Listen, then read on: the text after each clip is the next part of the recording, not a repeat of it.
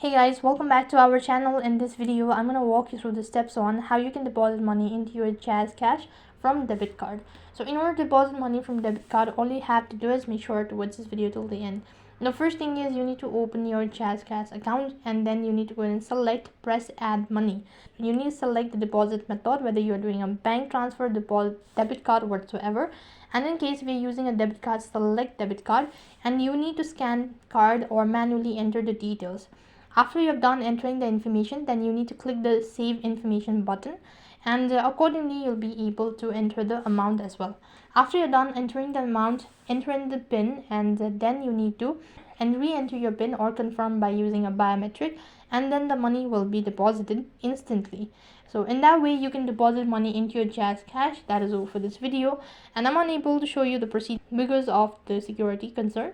So that is all for this video. I hope the video was helpful. Make sure to like, share and subscribe to our channel.